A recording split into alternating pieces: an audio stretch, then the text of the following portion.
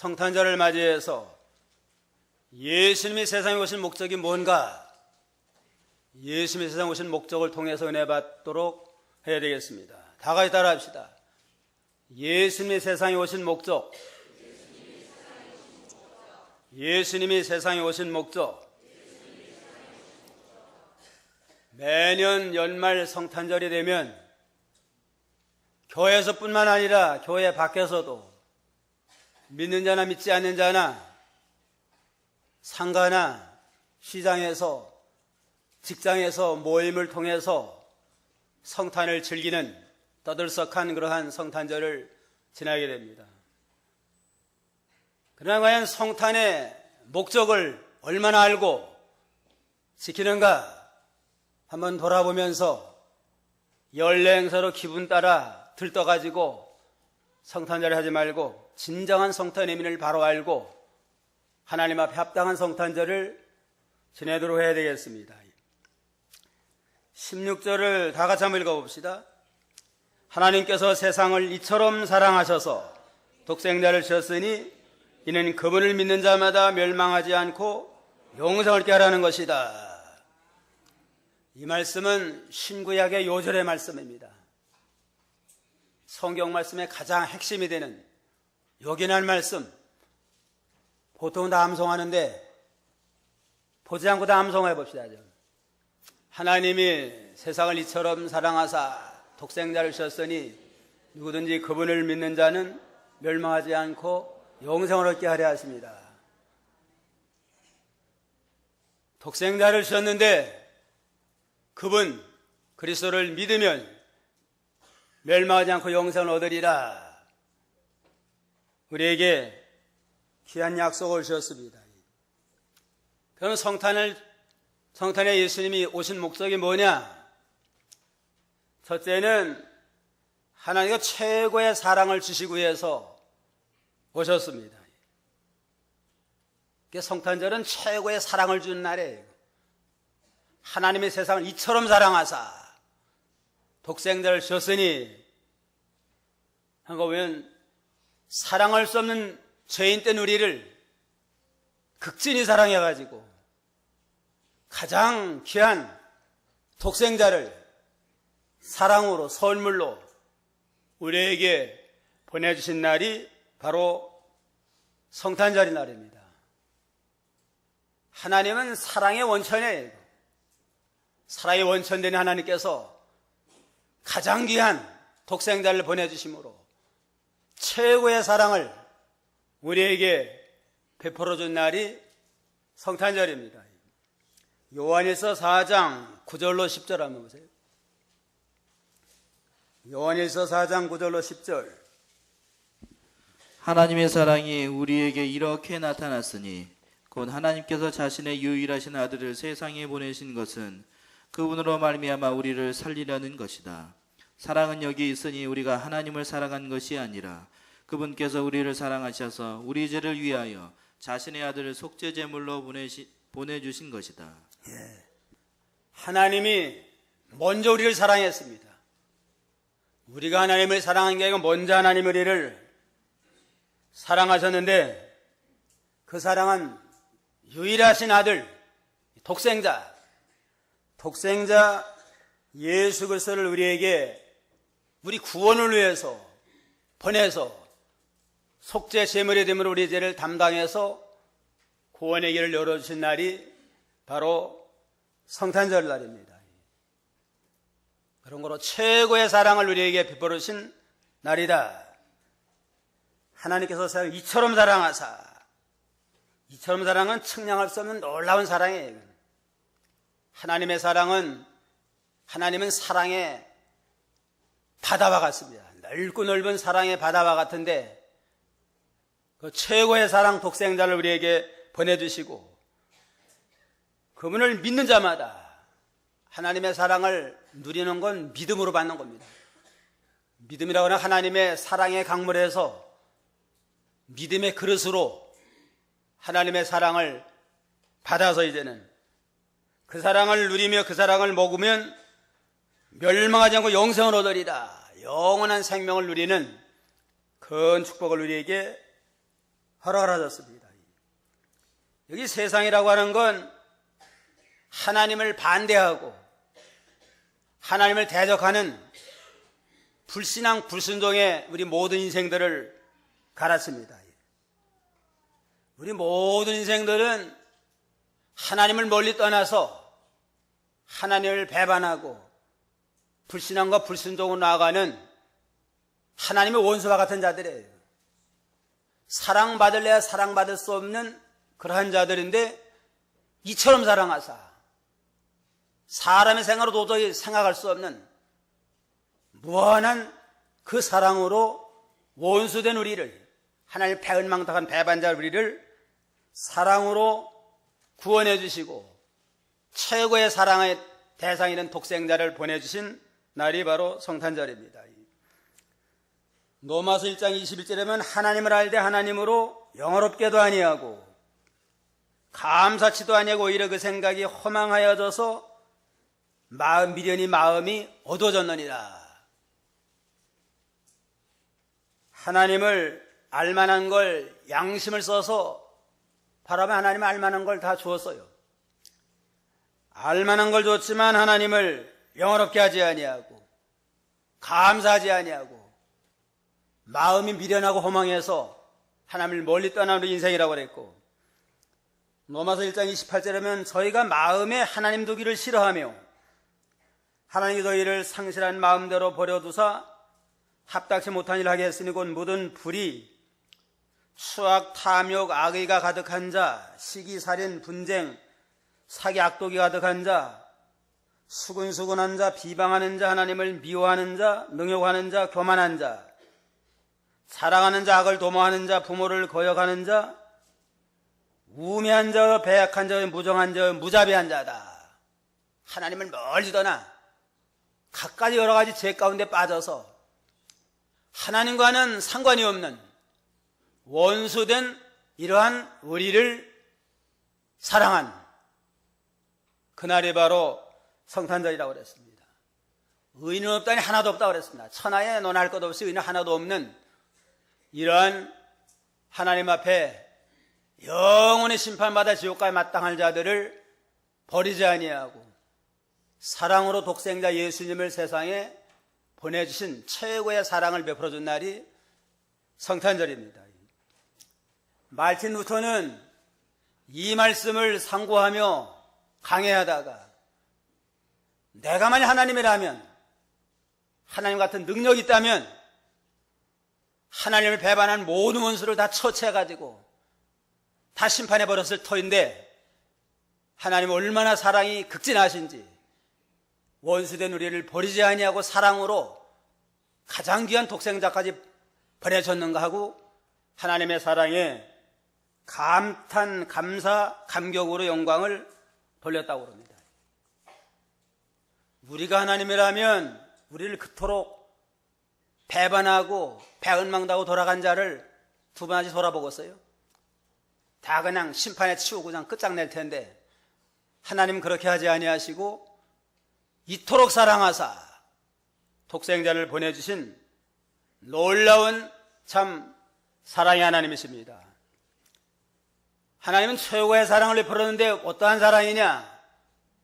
사랑할 수 없는 원수들을 사랑한 날이고 독생까지 희생한 희생적인 사랑이고 먼저 사랑하고 먼저 사랑을 베푸는 그러한 사랑을 우리에게 보여주었습니다.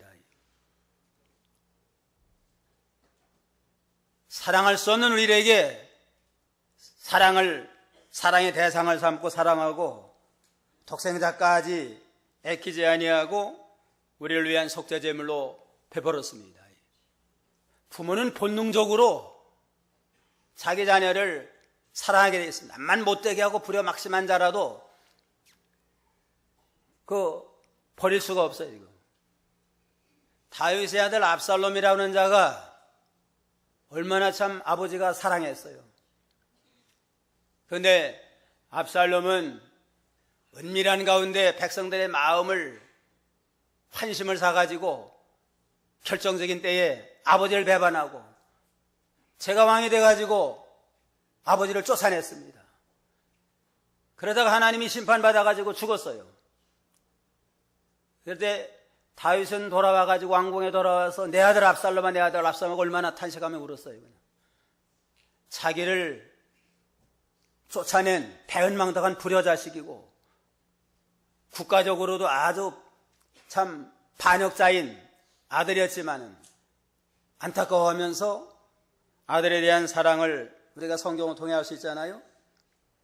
이토록 자녀가 여럿이랄지라도 못된 자녀랄지라도 부모의 마음은 그 자녀를 참 버릴 수가 없습니다.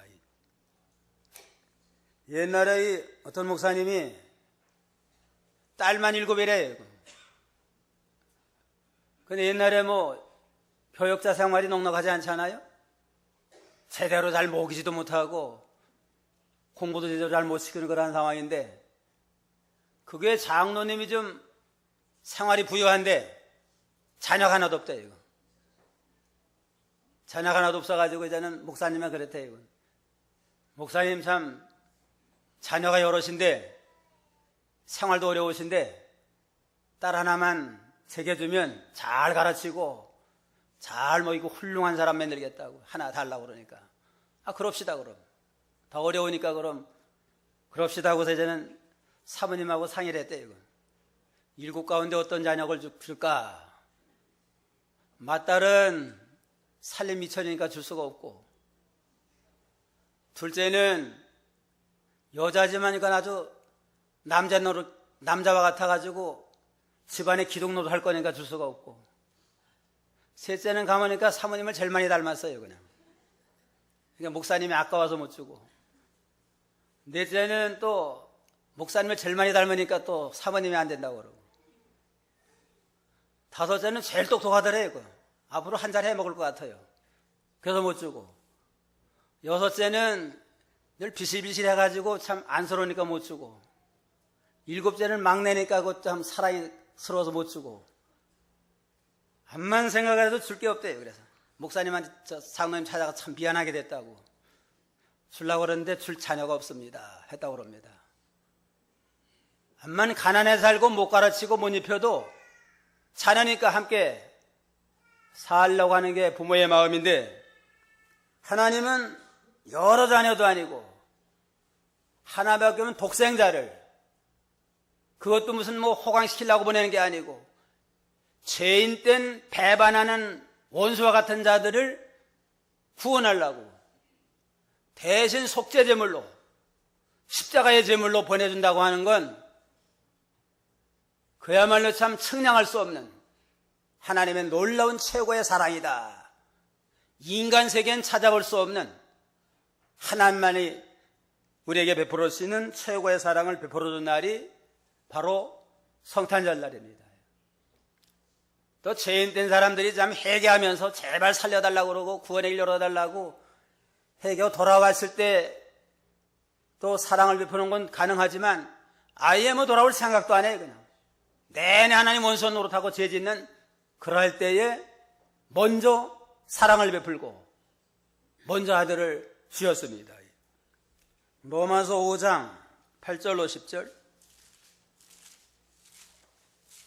로마서 5장 8절로 10절 보시죠. 우리가 아직 죄인이었을 때에 그리스도께서 우리를 위하여 죽으심으로 하나님께서 우리를 향한 자신의 사랑을 나타내셨다. 그러므로 이제 우리가 그분의 피로 의롭다 하심을 얻었으니 더욱 그분으로 말미암아 진노하심에서 구원을 받을 것이다. 우리가 원수 되었을 때에 그분의 아들의 죽으심으로 말미암아 하나님과 화목하게 되었으니 화목하게 된 우리는 더욱 그분의 생명으로 말미암아 구원을 받을 것이다. 우리가 아직 죄인 되었을 때에 그리스도께서 우리를 위해서 죽으심으로 하나님께서 우리를 향한 자신의 사랑을 나타내셨느니라. 우리가 이 죄인 노릇할 때 그때 하나님은 독생자를 보내주시고 그리스도는 자신의 생명을 희생제물로 보내줌으로 놀라운 하나님의 사랑 우리에게 나타내 보여주셨고, 우리가 원수 노릇할 때에 그분의 아들의 죽으심으로 말미암아 하나님과 화목하게 되었으니 화목하게 된 우리는 더욱 그분의 생명으로 말미암아 구원을 받은 것이라. 아직도 죄인 노릇하고 아직도 원수 노릇할 때에 하나님 우리를 사랑해서 독생자를 보내주시고, 독생자 예수님은 죄인된 우리를 위해서 대신 속죄제물이 되므로 십자가에 죽어주심으로 우리에게 진정한 사랑과 구원의 길을 열어주셨다고 그랬습니다. 이와 같이 성찬절은 사랑받을 수 없는 원수된 우리를 사랑하실 때 가장 귀한 독생자까지 희생하신 최고의 사랑을 우리에게 베풀어준 날이 성찬절 날입니다. 이 사랑 까닭에 우리가 제사함받고 구원받아서 천국 백성이 된 겁니다. 그런 거로 이제는 최고의 사랑을 받아서 우리가 구원받았으니까 이제는 우리도 이제는 최고의 사랑을 주님께 바치자.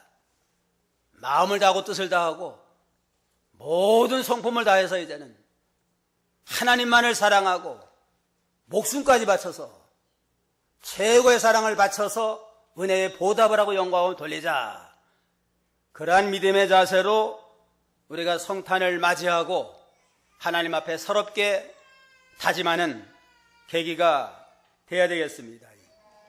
마태복음 22장 37절로 39절. 마태 22장 37절로 39절입니다.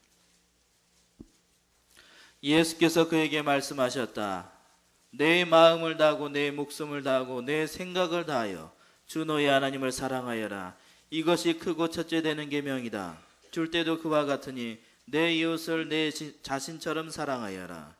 온 율법과 선지자들이 이 두 계명에 달려 있다.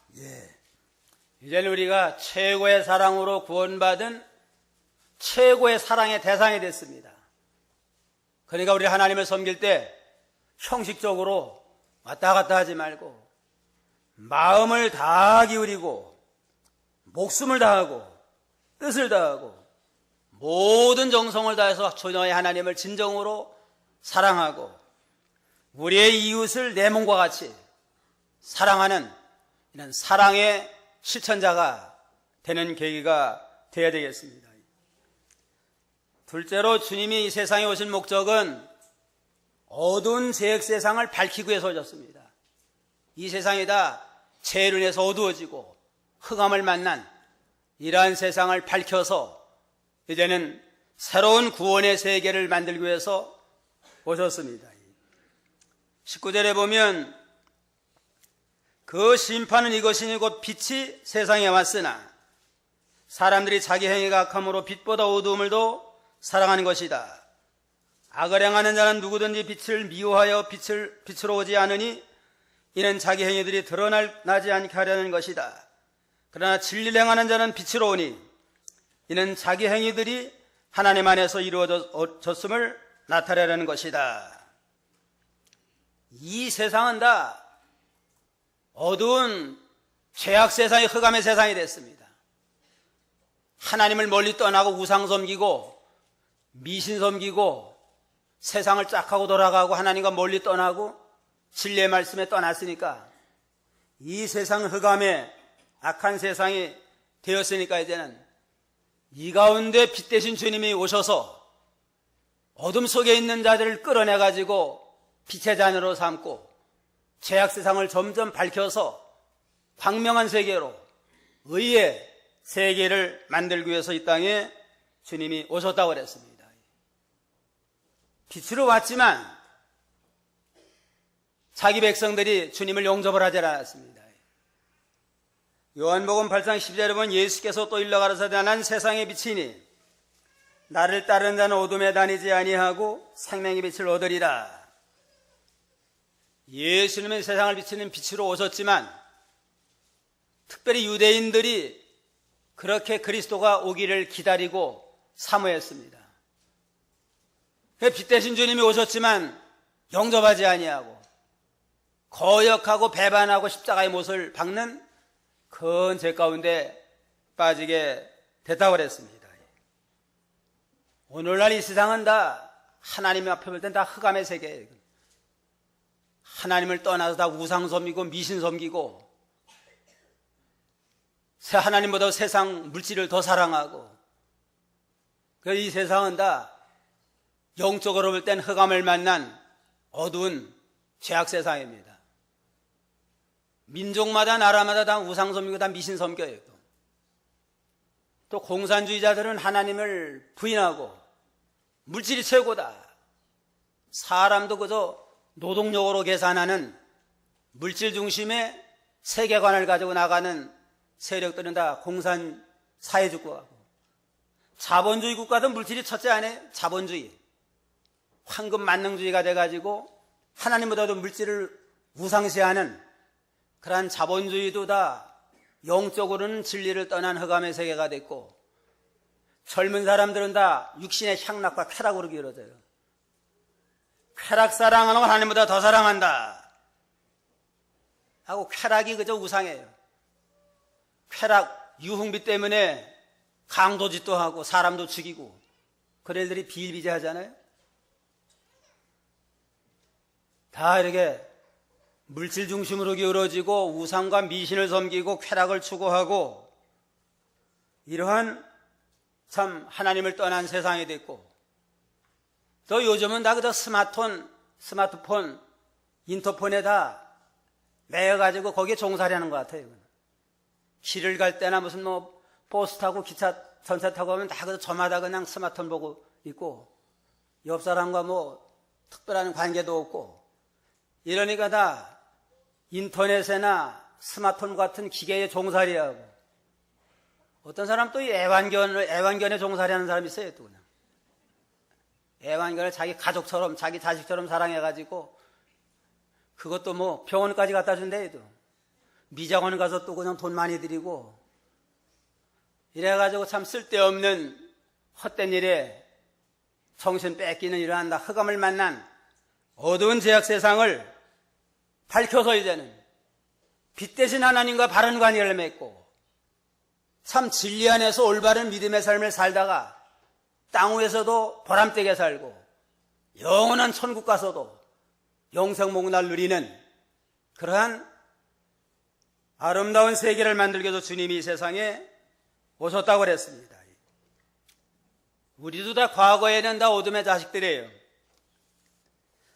에베소 5장 8절로 보세요. 에베소 5장 8절.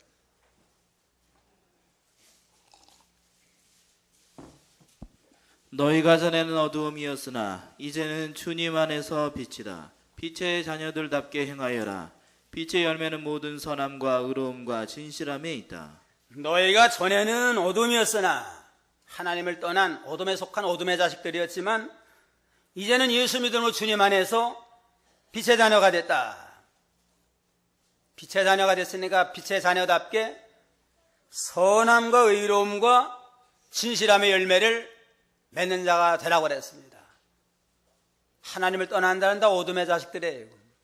믿음 안에 빛의 자녀가 됐으면 빛의 자녀답게 늘 하나님 중심으로, 말씀 중심으로 살아서 합당한 열매를 맺어야 되는데, 선한 열매, 의의 열매, 진실의 열매를 맺어서 어두운 죄악 세상을 점점 밝혀서 빛 가운데로 인도하는 역사를 우리가 해나가야 될 사명이 있습니다. 선한 사람이 돼. 예수 믿은 다음에 좀 과거에는 이기주로 자기만 알고 자기 욕심만 채웠는데, 예수 믿때만 선하고 관용한 사람이 됐다. 자기만 생각한 남을 배려하는 선하고 관용한 사람이다 하는 그러한 인정을 받아야 됩니다. 집안에서도 인정받고 교회에서 인정받고 사회생활하면서 과거에는 자기만 생각하더니만 예수 믿더니만 선하고 착한 사람이 됐다. 이제는 아주 너그러운 관용한 사람이 됐다. 선한 열매가 나타나고 또 의로운 사람이다. 아주 모든 걸 의롭게 양심적으로 의리를 지키고 신을 지키는 바로된 사람이다. 이기주의로 그냥 돈 하더니만 아주 모든 걸 의리를 지키면서 신의가 있는 사람이다. 믿을만하다. 이러한 의의 열매를 맺어 나가고, 그 다음에 진실의 열매를 맺어야 됩니다.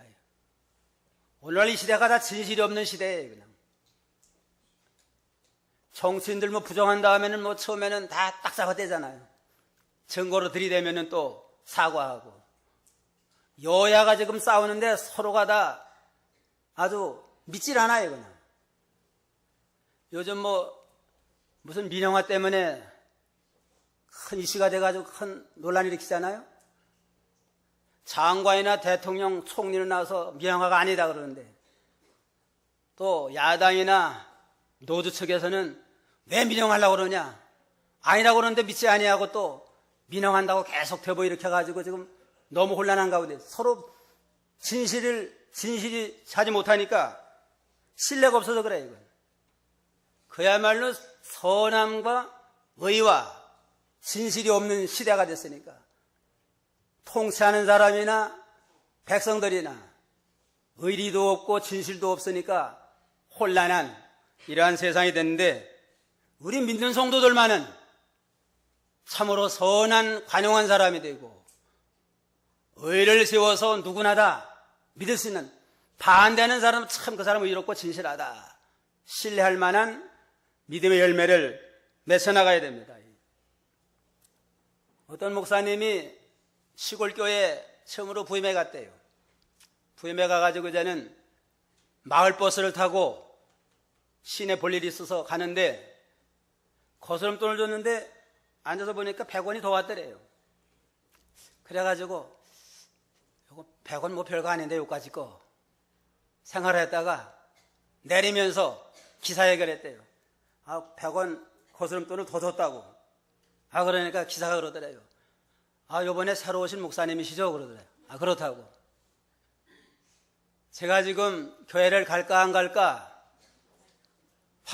마음을 못 정했는데, 목사님 타시는 걸 보고서는 일부러 100원을 더 줬대요. 그냥.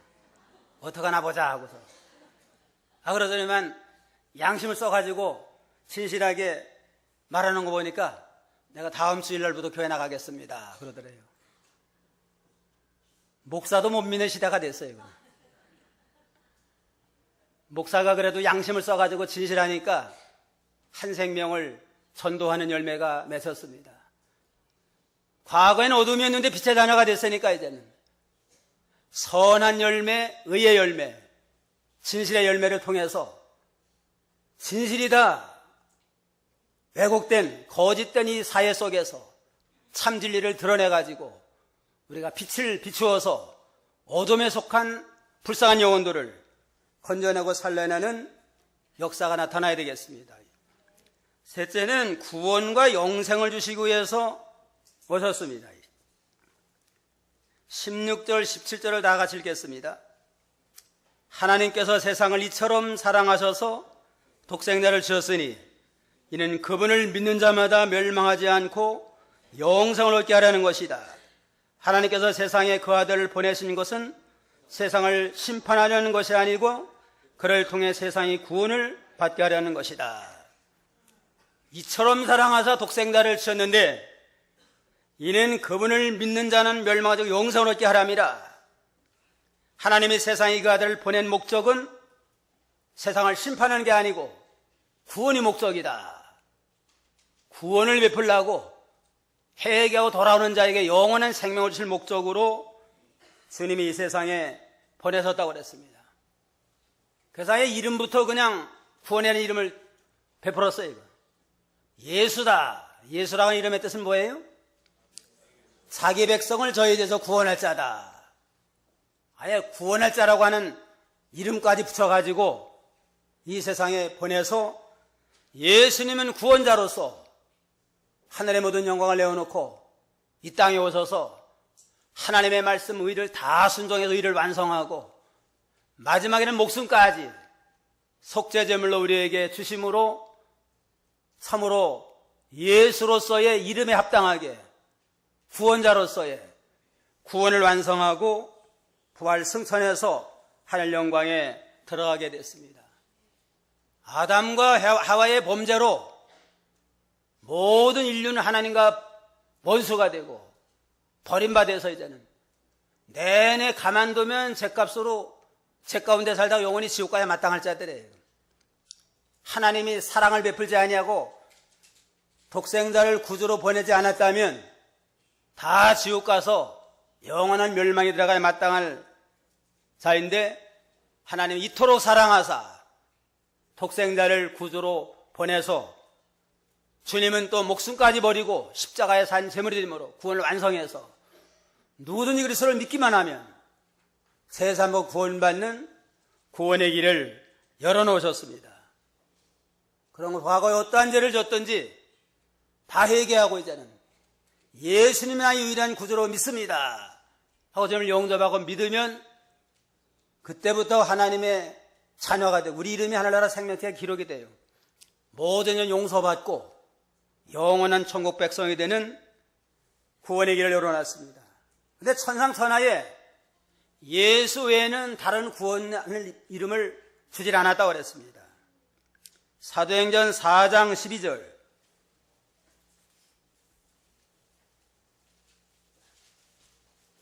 사도행전 4장 12절이요.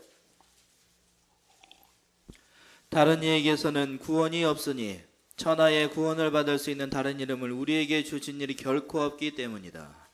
다른 에서는 구원할 수 없어요. 예수 외에는 다른 구원자를 하나님이 보내질 않았습니다. 세상에 종교도 많고 유명한 사람 훌륭한 영웅호걸도 많지만 우리 죄 때문에 죽어주신 분이 예수님 외에는 없습니다. 공자가 훌륭해요. 이거는. 석가모니 마음에 훌륭하지만 우리 죄 때문에 죽어주신 분이 예수님밖에 없습니다. 예수님만의 유일한 구원의 메시아가 됩니다. 예수를 우리가 알게 되고 믿어서 구원받게 된 걸 감사하고 아직도 깨닫지 못하는 자들 많아요. 그들에게는 예수님만이 유일한 구원의 길이다. 예수를 믿으면 과거 어떤 종교를 믿었던지 어떠한 죄 가운데 빠졌던지 회개하고 믿기만 하면 죄 사함받고 구원받는 구원의 길을 열어놨습니다. 이 주님의 기쁜 복음의 진리를 마음으로 용서버려서 다 구원을 받고 영생을 얻는 복된 성도가 다 되어야 되겠습니다. 오늘 예수님을 세상에 보낸 목적 첫째가 뭐라고 그랬어요? 최고의 사랑을 우리에게 베풀어 주신 날입니다. 최고의 사랑을 우리가 받아서 구원 받았으니까 우리도 최고의 사랑을 가지고 주님을 사랑하고 섬기자. 모든 걸 받아 주님을 섬기고. 둘째는 왜 또 보냈다고 그랬어요? 어두운 죄악 세상을 밝히기 위해서 보내셨는데 빛대신 예수님을 믿음으로 우리가 빛의 자녀가 됐으니까 선함과 의로움과 진실함 열매를 맺혀서 빛의 자녀가 되게 하고 마지막으로는 구원과 영생을 얻기 위해서 우리를 보내주셨습니다. 마음으로 용접을 해서 구원과 영생의 소망, 확신을 가지고 기쁘고 즐거움으로 하나님을 잘 섬기는 저희가 다 되어야 되겠습니다. 기도하겠습니다.